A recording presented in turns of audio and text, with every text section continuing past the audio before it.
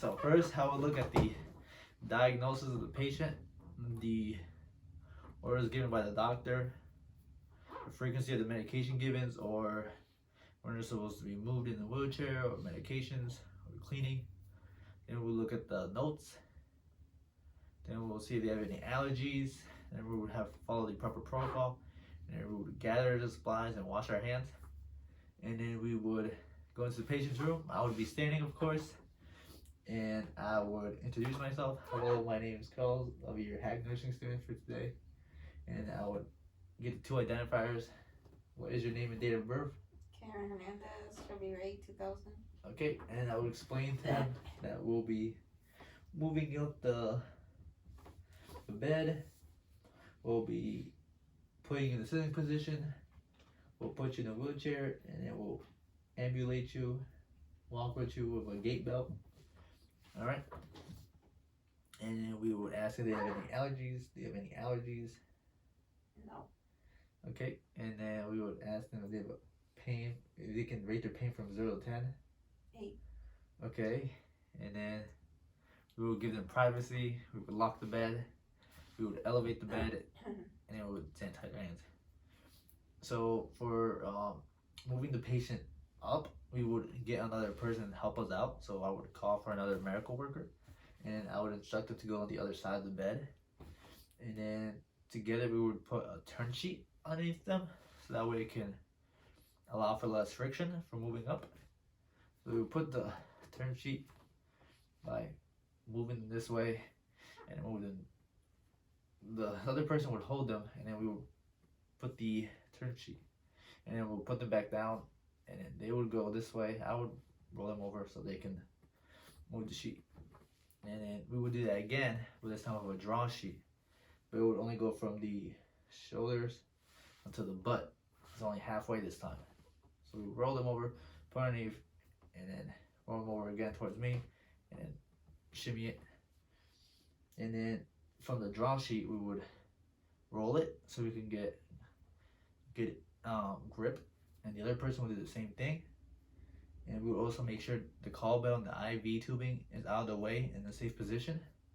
And we would also elevate the bed so that way when we're grabbing the draw sheet to move up the patient, we aren't bending our backs and hurting it. So it would probably be like at elbow level.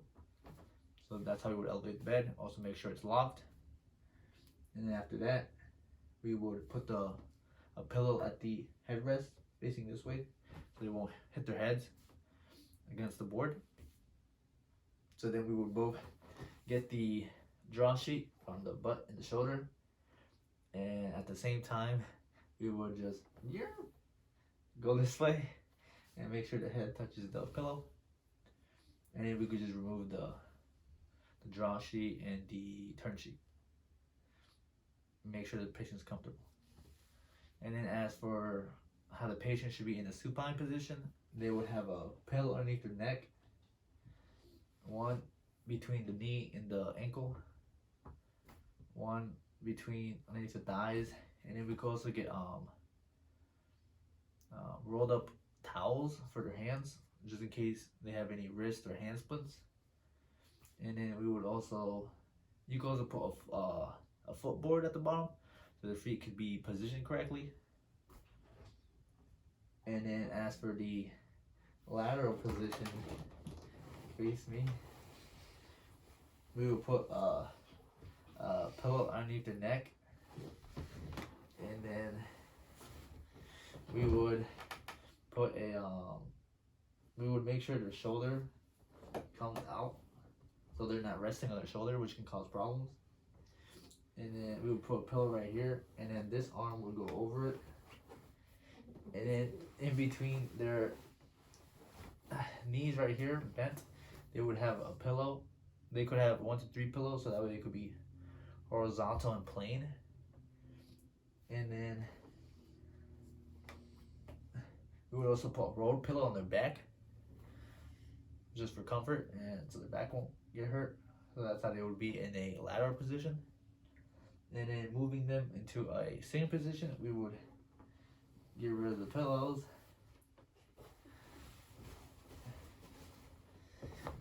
And then we would instruct the patient to move up to the edge of the bed as close as they can. No, not the edge. No. So they'll get as close as they can laterally. Oh. Yeah, they'll just scoot as possible. And I would be here, so I would support them so it won't fall. And at the same time, I would elevate the bed. I would decrease the bed down so that they're not so high, so that way when they're dangling off, their feet are touching the floor. And then we would elevate the headrest to a high Fowler's or as high as we can. So then they would be elevating. So they'll probably be like almost at 90-degree angle. And then we would get the bottom leg, and then we would just scoot it down this way. And at the same time, since they're so high up, their body would move straight. So they would be in this. Their head would be over here, and then it'll move over here. And I would place my my foot right here, so that way as they're swinging it, they won't go past it.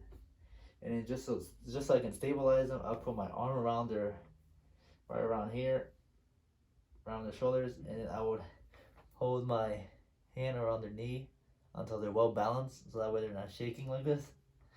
So then I'll just stabilize them like that, and then transferring them to a wheelchair. We would make sure that the wheelchair is in the proper position, and then we would also make sure the bed isn't way too high up and it's down and it's locked, so their feet would be touching the ground. And then,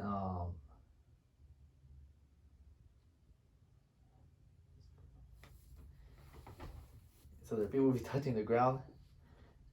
And then we would actually assess for orthostatic hypotension. So that's like dizziness, and it could decrease their blood pressure, dizziness, and like headaches and stuff. So those are the signs and symptoms. And the way we would assess it is that they would be in a supine position, and we would take their blood pressure, then we would put them in a sitting position and let them settle. And then we would take their blood pressure again, and then wait a minute, and then we would make them stand up and let them find their balance, and then take their blood pressure again, and then stand for 1 more minute. And that's what we would do to see if there's any decrease in, if there's a massive decrease in their blood pressure. And then starting from here, we would make sure we put the gait belt around the patient. Go.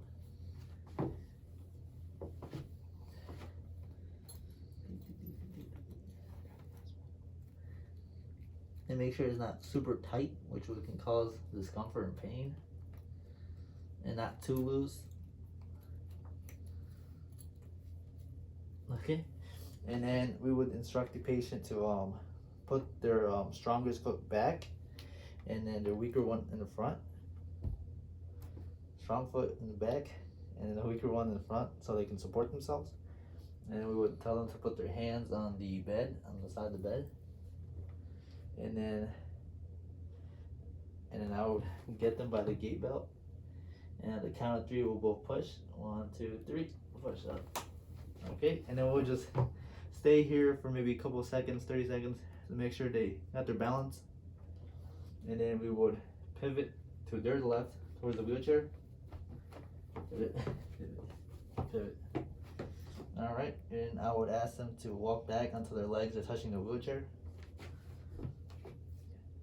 Also, forgot to say, but the wheelchair would be locked, and also the foot pads will be out of the way, so they won't. All right, and then I would instruct them to grab the railings of the wheelchair, and then we would just sit down. Okay. All right, and then I would unlock the bed. Unlock the wheelchair, put the foot pads so they're comfortable. And then, as for ambulating the patient, we're gonna act like they're already standing up. And we're gonna have them walk away from our point of view. But the way it would work What? The way it would work would be that I would have them by the gait belt by the back, and this patient's weak side is on the left, so we would want to be on the left side. And I would instruct them to walk normally with their back up and straight and their heads looking forward. And as they're walking, I would be a little bit behind them, holding the gait belt just in case they fall. Alright, and if they happen to fall, I would have my strong foot back and my left foot forward, so that way if they fall, we can